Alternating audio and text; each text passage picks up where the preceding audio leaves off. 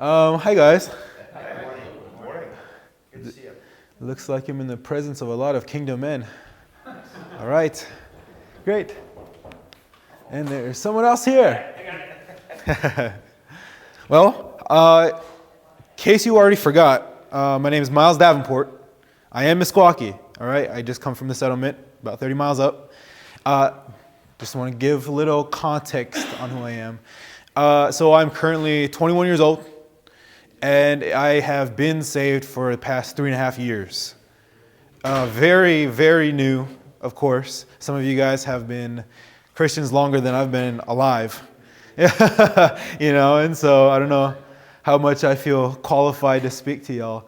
But I do want to share, because honestly, God has obviously done a lot in 3.5 years He can. And I just want to share with you guys, especially to a native, coming from that perspective. So I just want to share a quick testimony before we get into some of the fun stuff of what we do over there, if that's cool with y'all. I wanted to share that, growing up, I didn't have both parents. All right, so we don't have a father around, and that's common in native communities, that the father is not really present. He goes off running around and does whatever. And so I was raised with my mom, and she ended up having 2 other kids. And so it was this family by herself, single mother. And we grew up in and out. One thing you got to understand about natives is that, at least for my tribe, it's a paternal thing, meaning I inherit my tribal affiliation through my father. And so because my dad is Mesquakie, I'm Mesquakie. My mom, on the other hand, she's half. Her mom is Mesquakie, and her dad is Ojibwe from Mille Lacs area in Minnesota, if you guys ever know. It's just north of the cities. Anyway, I live with my mom. And so as you can tell, she grew up there. She grew up on the settlement and everything. But because her father wasn't Mesquakie, she didn't really get accepted into the community as much. And so I always grew up going in and out. Okay, my mom couldn't get a house there. She couldn't get support there. She had family there and everything, but she just couldn't get the support. Even us being Mesquakie children. And so for me, I just grew up in and out of my identity. I knew I was Mesquakie and I knew I was native. That's not common in this country. And so we lived there for a while, and we moved out, and that's kind of where I started to realize just coming outside of my community of just natives, and you really get this culture shock. It's entirely different. And to me, it's entirely different, but I looked at like my peers back in the day, and it was they were in it, it was normal. And I had to take a lot of time getting used to, a new world. And my whole life growing up, it was like that, moving in and out. In this, my mom, of course, didn't get support from anybody, including my dad, including her family. And so we spent a lot of my life poor. We just paycheck to paycheck. We got to make something happen. And in that, my mom, she had lots and lots of stress. Because she was a young mom. She had me when she just turned 20. And then she just had kid after kid, and then she got left to do her own thing. And so she was trying to do school. She was college. She was trying to get jobs and all that, while raising 3 kids. And so I kind of got raised into this world where I'm learning just as much as she is, it felt like. And, it was like she was learning how to be a parent on the spot. But she had a lot of stress. And, if you don't have anybody to give that to, or you don't have any outlet, it kind of just got poured out onto us. Me being the oldest, I kind of felt a lot of that pressure to not only body that in myself, but also in my siblings. and I wanted to make sure that they were in line. And so I really felt that I was the front person of my siblings. That if there was something wrong, if we needed to clean something, if we needed to save money here, or, she would always yell at us for doing, for messing with the bills, right? Like leaving the water on or leaving the light on. And so we're really making sure that we made the bills each month by saving as much as we can. And, her, of course, she's always just pushing that to us. It always made me feel like I was a bill, that I was an expense. I just knew growing up how much I costed. And then that was kind of the message that I got from my mom my whole life, that I was always this expense. And honestly, I felt like a burden to my mom. And that's just kind of the household I was stuck in because, of course, without you, Mom, you can't do anything, can't go anywhere. And I'm not in my community, so I can't walk to anybody's houses. I don't have any family connections. It's all over there, and we're over here. And it just felt like that my whole life, that I was just stuck into this situation. So anytime we were actually home, like in our normal life, it was always away. But we'd always come visit. I would always go visit my dad, and I'd always go visit family. And in that, I really got to experience a lot more of what natives go through, like where I come from. It felt like home back there, even though I didn't live there. And so I got to experience a lot more of the things that we, as natives in general, experience. I got to see that I wasn't alone, in the sense that, they also don't have two parents. They also struggle with finances, and even worse, they have all forms of brokenness in their families. And I seen that in my family, of course, but it was nice to go from a public school area where you have tons of people who have two parents and they both got jobs and they've both waited and they've had enough time to get their education and further themselves in their careers before they had kids. And so these kids were growing up and they had really good lives. And I felt like I was always catching up over here. Going back home, I start to relate more because they all have these things, and at least I get to be a part of that. And so I grew up young. I started to learn how to cope like they did, which was, alcohol and drugs, especially. And so I had my cousins. We would always try to share substances, and I'd always get that influence, and that's kind of where I felt my belonging. Just kind of as a medium, we would go out and hang out and do all these things as like regular cousins do, play football and go out into the woods and stuff. But that was also a dynamic that we would have, and so it was that, and it was seeing the adults do that, tell us not to do it. So it was a whole thing. But we just normalized that. Living with my mom enough, I eventually, I couldn't deal with all those burdens. I eventually lost my great-grandfather, and he was like one of the nicest people to me I've ever known. He was the one who didn't make me feel like I was a bill, and then I lost him, and that kind of made me realize, man, who do I really have in this world? Keep in mind, all this stuff was happening when I was like little. And so it was about the age of 12 where I learned that, hey, maybe this life isn't worth it. I was 12.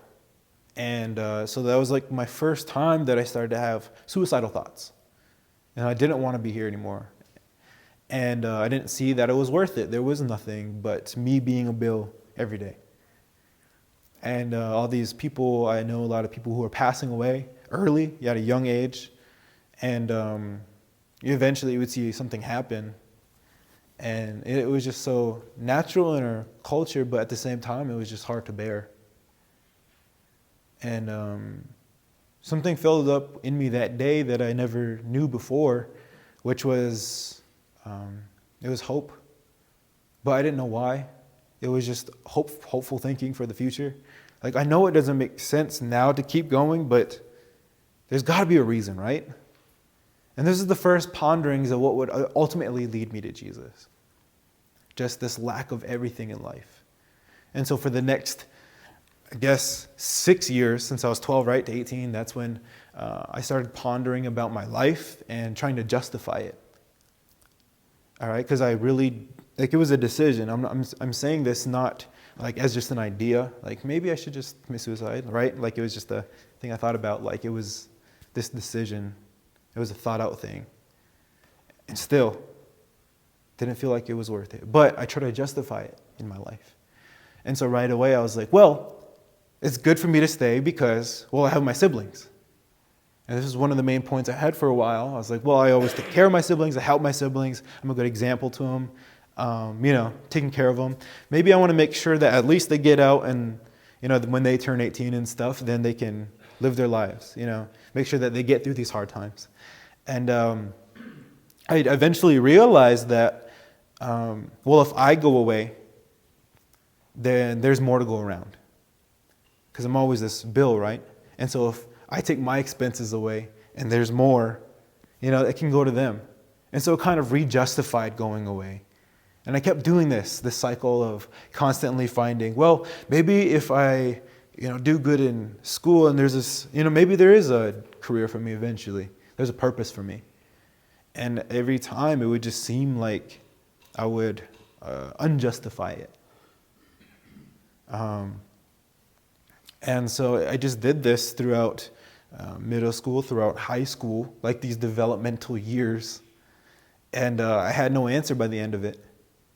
I was 17 and I was turning 18. And then at the time I was going to this boarding school.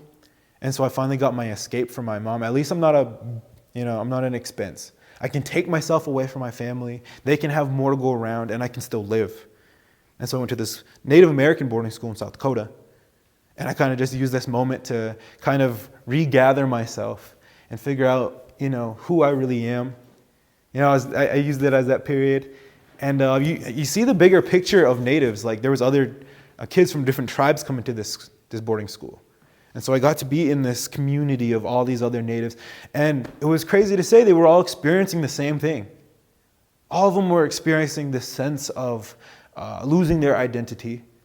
If you know about other tribes, they're also losing their languages, and history is getting harder to teach, and the culture is starting to be lost because we're starting to adapt into the dominant culture of America, and we're losing our way a little bit. They also experience a lot of hardships in their families and substance abuse, and they've already had suicides. Kids my age who have already gone. A lot of accidents, and so I got to see that even on a big national stage, like, natives still experience the same thing. And over there, I didn't feel alone anymore. And I thought, hey, maybe this is part of life, that I find where I belong. And but I also experienced that as you get into as you start to get into coping with them, all these things, and you start going to smoking weed and finding alcohol and trying to medicate all these things. I realized it was medicating. If you don't know what medication is, it's taking away all the symptoms, but never solving the answer. And that's what people do. They spend their whole life medicating all these symptoms, and it never gets solved. And as much as I wanted to keep going with them, I realized the problems would only get worse. I realized that all the substances they take in eventually lead them to death. But it was through that means and not taking their own life, or all these accidents, like that took them somewhere. And I realized it was a deeper problem, and I didn't want to participate. And I kind of disconnected in that sense with my people, because they were all going the wrong way. I seen all of my people dying. Seen all of my people settle for this life of living in poverty and staying down and not trying to build their families up and not stepping up into their community and just taking free handouts. I've seen all of this, and I didn't want to participate. And I didn't want my future to just look like that and just be one of them. I wasn't satisfied in that. And it was sad to see that everybody else was. It made me crazy that I didn't want this life. And everybody was trying to say, well, you can make it out, right? You can go to get better schooling and you can get a good job. And I was like, well, even the people who are, they still have these questions unanswered. They still have these problems like the rest of us. So I don't know if that's going to be the answer. And I was really determined to look for this answer deeper than all of those solutions that they were providing. And inside me, this kind of moment happened after COVID happened, right? So I got saved in 2021, but it was about a year of that. 2020 is when it started, COVID and everything. And I got this year period of just re-examining where I'm going with life. I was a senior in high school. I have a lot to think about. And at the same time, COVID happened, and I finally had to be put back with my family. And so all those stresses got put back on. And more and more people were dying. And so it was just this pivotal moment of, okay, I need to figure this out. No one's going to figure this out for me. Okay, I got to cut everything off so I can just focus on this. Because if I don't have an answer, if there is no purpose to be around, I will just go. And I committed to that. I had suicide promised to me. A way out, finally. But I had to make it justified. I can't just be like the other ones and just go because I give up. Because I did have hope, not just for me, but for the rest of them. For some reason, I was like, well, if I find the answer, this could be the answer for all of us. I just need to know what that is. And there was moments where, I just was like, I can't find it. I can't figure it out. I was frustrated. Going to different philosophies and looking at, different ideas how to think about life and its purpose. And keep in mind, I grew up like secular.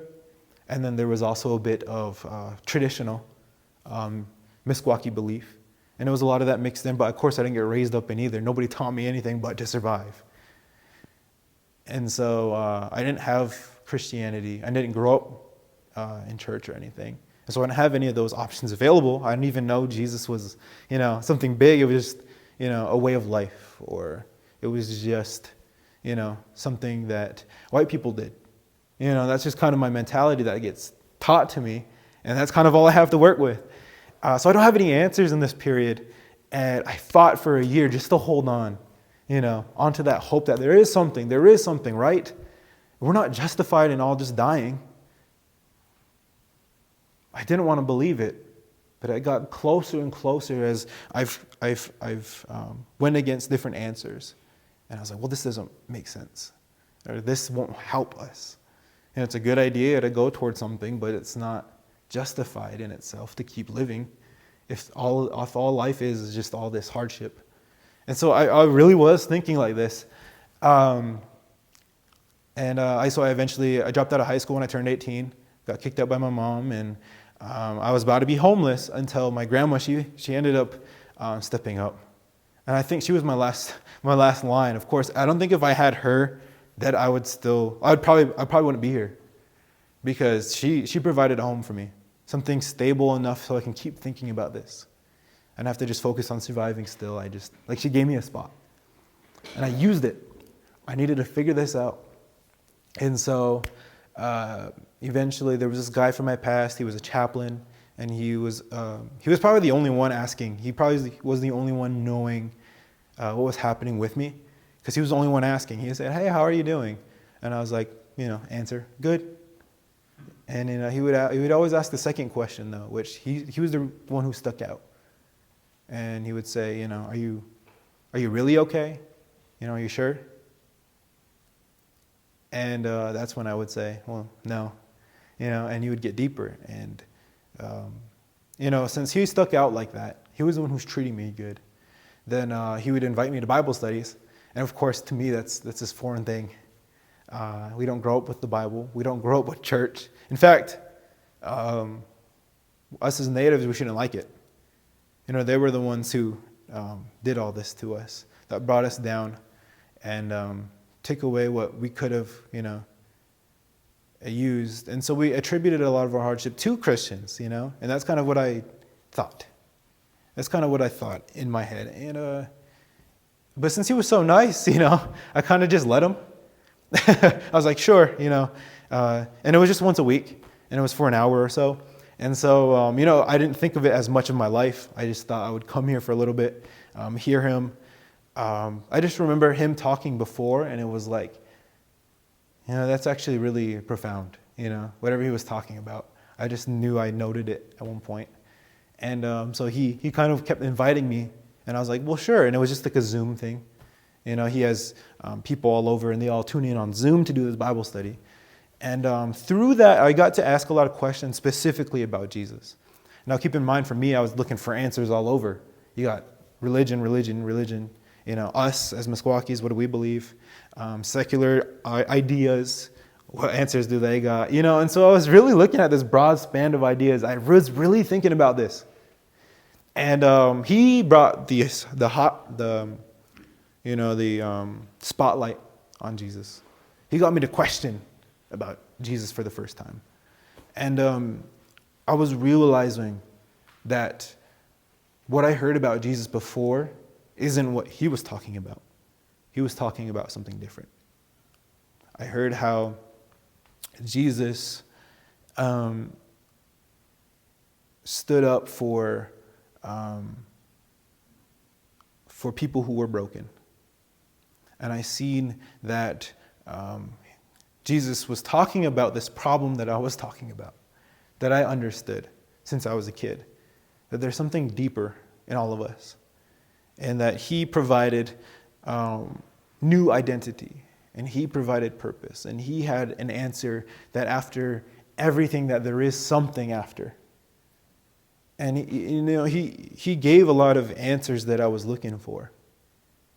And the hardest thing to do was to accept that he even existed, or, to accept that my people are wrong, or, and it was a lot of these barriers of acceptance. You can hear all this good stuff about Jesus, how he wants to give you new life, and how he has a plan for us to give us eternal life and to carry us into a life of eternity with him.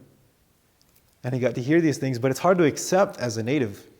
And this is a part that I really want to express to you guys as a native perspective, because we believe something's very similar, but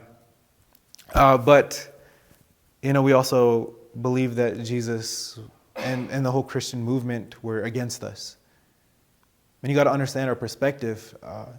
We made first contact with Europeans in the 1600s, so about the 1620s. And the first people who came to us were the French.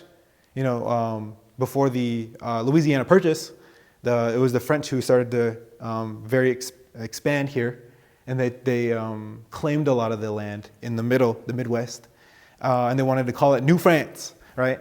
And it was part of the New World. And so the first people that came to us were a lot of Jesuit priests. Back at the time, there was a lot of Jesuit going out from France. They sent a lot of missionaries over. And so they were trying to come to these natives and convert them. And of course, you see in that stage also that it was a lot about conquering, and it was a lot about taking over. And the idea of conversion from the beginning has always been convert them so that they'll behave. Convert them so that they'll comply, and they will just give this to us. And that's kind of how that's kind of their weakness.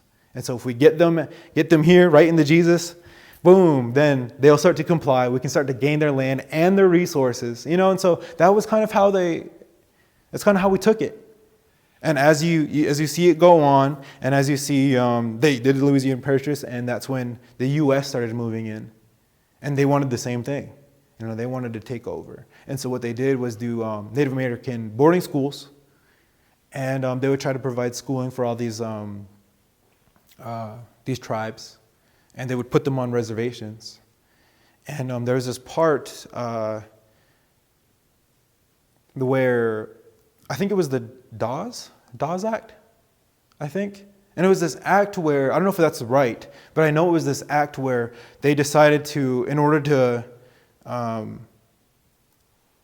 to convert them, they wanted to tell different denominations to go to different tribes. And so they would say, the Lutherans, you guys get these tribes right here. The Methodists, you guys get these tribes. The Catholic, you guys get these tribes. The Presbyterian, you guys get these tribes. And so they would tell different denominations, hey, you get this tribe. Go convert them. And it was the government telling them this, because the government realized, well, if they convert the Indian, that they get to, claim more of their land. I don't know. I don't think that's the Dawes Act. The Dawes Act was letting the settlers live on reservation land. Okay. Anyway, the point being that that's what it looked like from our perspective. And as they brought their schools in and their learning in, they condemned a lot of what we did. And they told us to stop our way of life. And that's kind of how Jesus was portrayed to us, as someone who takes away life, someone who doesn't only wants one way, and it's not our way. We were talking about these little things, though.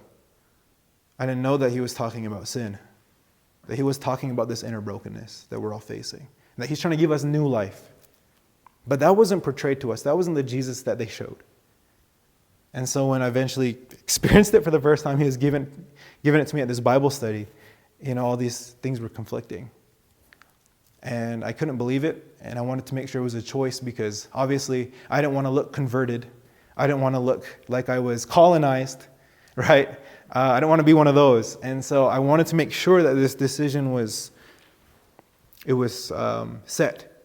Like I can make this decision and explain why it makes sense.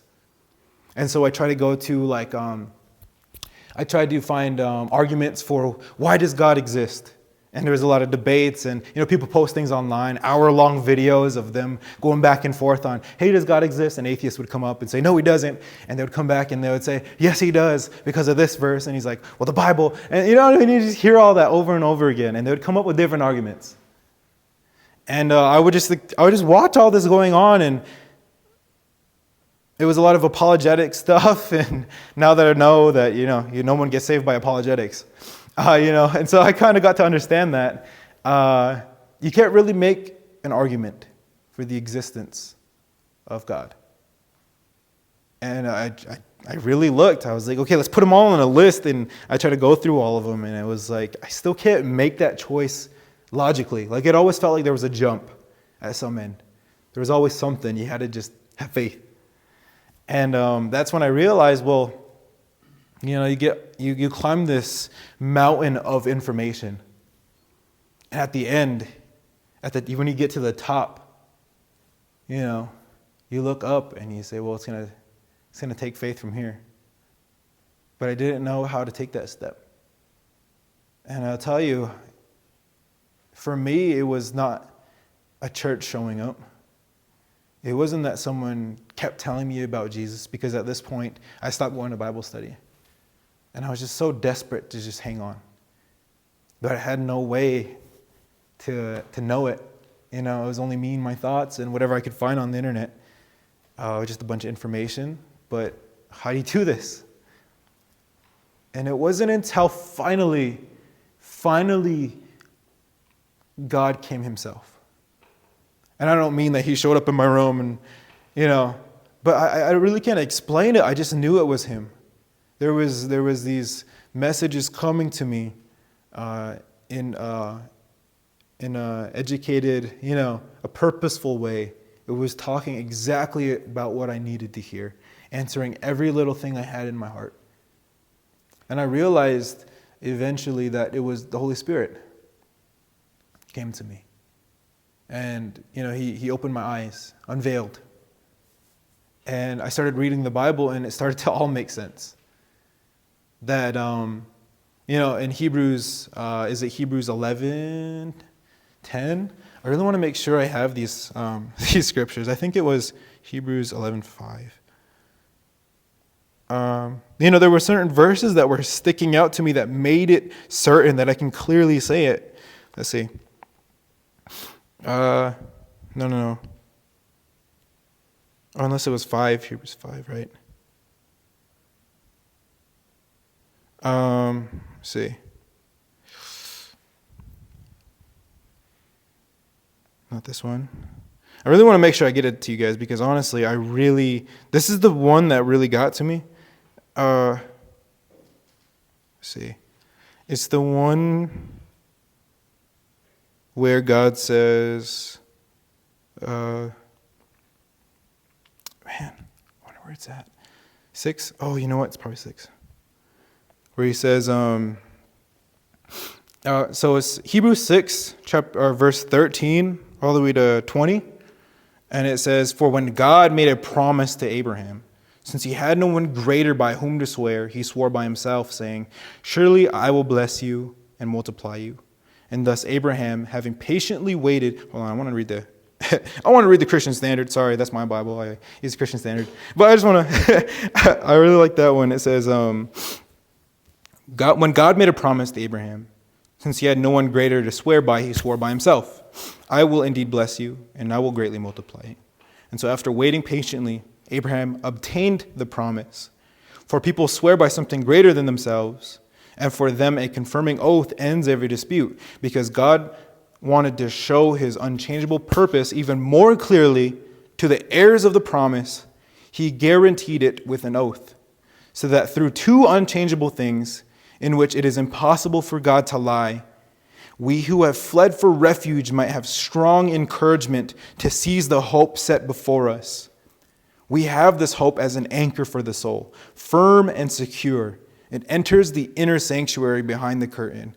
Jesus has entered there on our behalf as a forerunner, because he has become a high priest forever, according to the order of Melchizedek.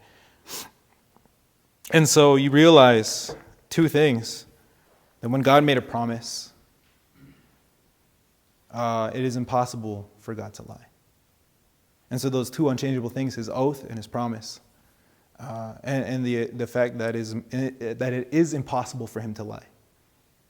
You know, it's a logical thing. And then you receive the little promises like, ask and it will be given to you. Seek and you will find. Knock and the door will be opened. You know, and I realized, hey, I can simply call on God. But you know, that since that is his promise to me, certainly he will answer. And so I think for the first time I prayed. And for the first time I just hear God so clearly. And it was just this confirmation. And I spent like a week in this, just always praying, and then just him always coming. He would always give exactly what I was asking. And he made himself clear to me. You know, I truly feel like I knew God differently then. Because I didn't see this God who was just sitting here waiting for me to come to him. Like he was coming to me. And he made himself known to me. And then I started reading the Bible, and finally, for the first time, it felt like it had life in it. Like you don't just read pages, you don't just read information. Like how all those apologists were doing, made it seem like it was just a lot of information. But when I read it, it gave me life. You know, and I read it for the first time, I was like, this all starts to make sense. And he started getting this revelation for the first time. And I just lived in it for a whole month. I just got it. And I just kept reading and reading and reading. And I was just like, all these, you know, things, it all makes sense, but it's all different than what life is. You know? And I read it, and it gave me life. And then I realized, well, man, I already accepted the existence of God. And not only that, I'm starting to know him. And then I realized, well, if this God is real, oh man, you know, this isn't hope for just me. Everybody gets to have this hope. All those people that I know. I realized I had the answer and nobody else did. And from there, guys, I realized there was hope for not just me, but for my people. I needed to know more about this. And so, you know, for the past 3.5 years, it's always been, well, God brought me here. And I got to do a ministry. I got to be on a ministry team for a month. And I was 3 months into my faith. And I got to see how God is not just sitting there, but he's actively sending people to give this message. That he works in native lives. He sent me to this camp in Illinois called the Warrior Leadership Summit. And there you see 500, 600 native young people all in this sanctuary worshiping Jesus. I've never seen that before. But I knew what they were talking about. And they all knew it. And then you hear their testimonies of how it gave them life despite having our hard lives. That these guys were just speaking hope. They had this peace on them. And I got to see it and I was like, well, I experienced that same thing. And then we went on that ministry team and it was just sharing. And it was weird how I spent all those months like learning about Jesus, like very carefully. And you go to these reservations to share about Jesus and people were just left and right accepting like that. They were hearing the gospel and they were receiving it and it changed them. And I got to just see that all month. Like God is really, really working. He's active. And that was the God I found. That's the God I was introduced to. And for 3 years it was like that. Eventually I was like, well, this is exactly what I want to do. Go back to my people. Because nobody else there has this. And eventually, this opportunity came up and I got some schooling. And they taught me, foundations of Christian life. And they taught me, methods to ministry, what that looks like. And that gave me this moment where I could reflect on all of life and put it all into thought. So that when I come back out here, I can articulate it. I can explain this to them. And not only that, you get to see the example of Jesus in his ministry. And, through that whole month, it just encouraged me that, despite it looking impossible, it is possible. I've seen it time and time again, that God just works in impossible situations. And, that's kind of where I'm at today. God showed up and, every day he keeps showing up. I just want to encourage you that in your Bible reading, when you guys are together, this is an opportunity where God can show up. You enter your Bible and it's not Bible reading time. It's not scripture time. When you open this book, this is your Jesus time. You're spending time with the one who saved you, for the one who made you. When you guys are with each other, when 2 or 3 are gathered, he is here with us. You guys don't know how good you guys have it, that this Bible was so freely here in your culture. That you guys have each other. You guys come here as a men's group. That's something that's so crazy to me, that you guys all know Jesus. You guys all come together as men, see the example of how Jesus gave us life. And you guys are just taking that. He calls it the entire, what is it? All the riches in heaven have been graciously bestowed. I don't know, depending on what Bible verse you got. But you get to see how God is not just giving this stuff new all the time, but that he's already given it to us in Jesus. And that when you guys are coming to learn all this stuff, it's just receiving what he has already given. And it's just cool how you guys have already, come together. And I talk to churches about this all the time. Guys, this is insane. This isn't just me.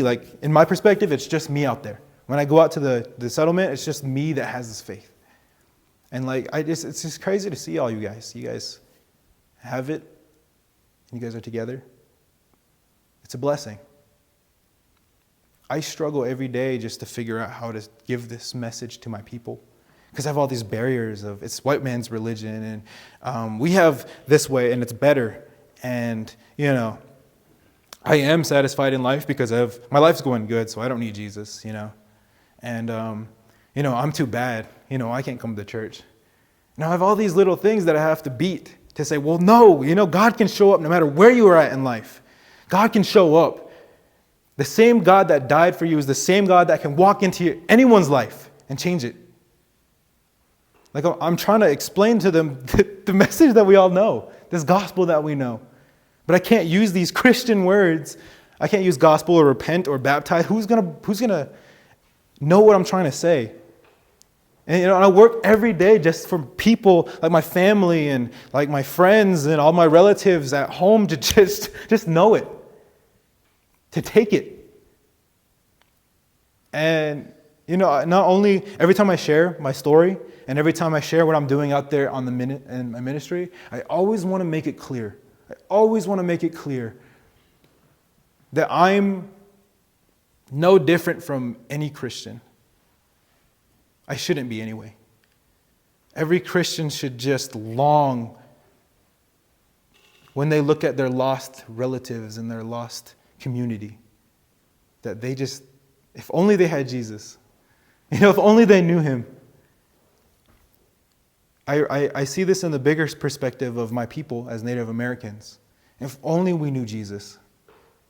But instead, we know the church. We knew,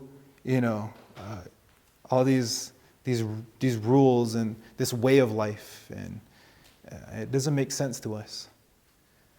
And some people the people who do believe in this are even worse, because they believe in the rules that it will help them. They believe that if they just keep going to church, that will save them. And they keep believing all these false things. There's a lot of false gospel happening on other reservations. And it just breaks my heart that people who even do have, a faith, or they go to church, that they have hope in the wrong thing. They don't have hope in the finished work of Jesus. He's finished. They always talk about there being a second way. And of course, we can clearly point to that verse, I am the way, the truth, and the life, right? But you even think about when he was on the cross, or before even, when he was praying to the Father. He said, let this cup pass from me, if it is possible. Jesus was asking his Father, if I could be spared from this cup, please let it happen. But then he said, not my will, but yours be done. My good friend always says this, and I always want to echo it. He said, if God knew that there was another way, he would not have put his son on the cross. He would not have put his son up there. But there is no other way. And he did that because he loved us.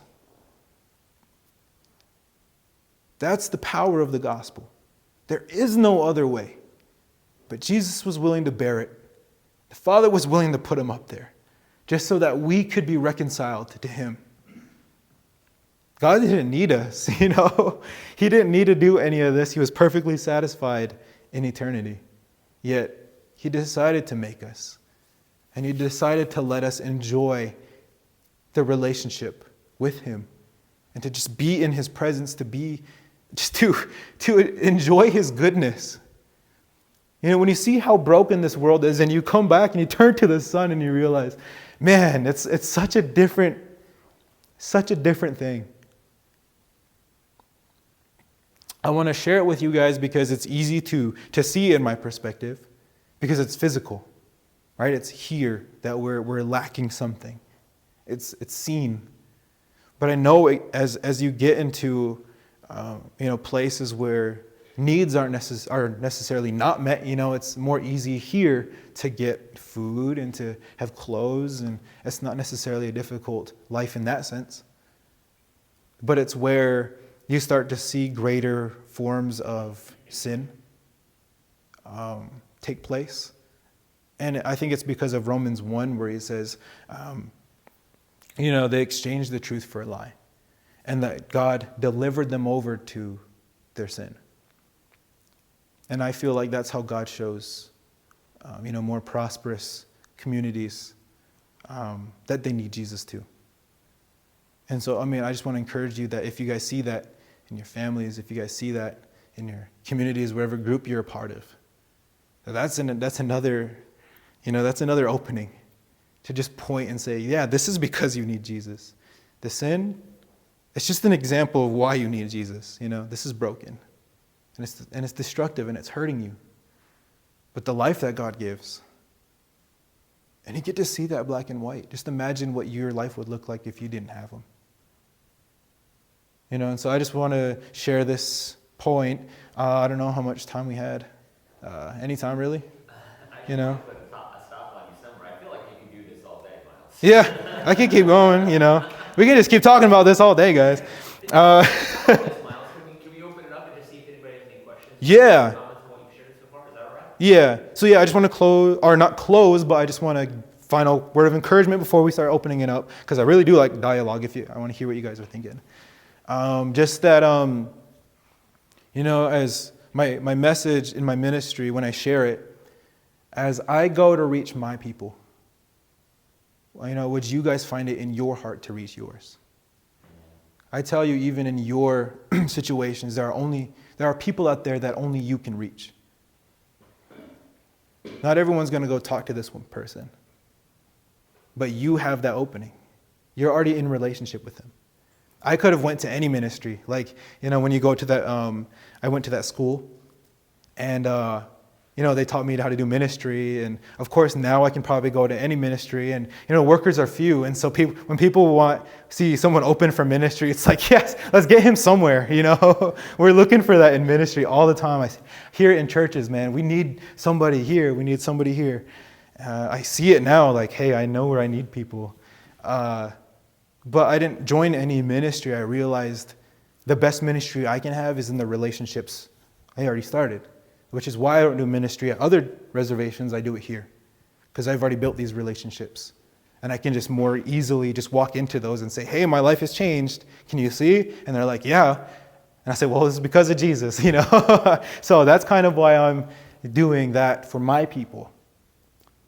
I can't reach your people, maybe not as good as you can. And that's kind of my one encouragement. I just want to point out to you, from my perspective, it is much needed. I plead on behalf of the lost to you guys that they need Jesus too. It may not look like it, but you know, I can see the other side. I'm still freshly coming into this from this lost perspective, so I just want to plead on their behalf, you know, and just fight for them as we live for Jesus, you know. So yeah, that's my one encouragement. Now I want to open up to any questions, anything you guys want to think about, any thoughts you've been having, share them. Let's have this dialogue.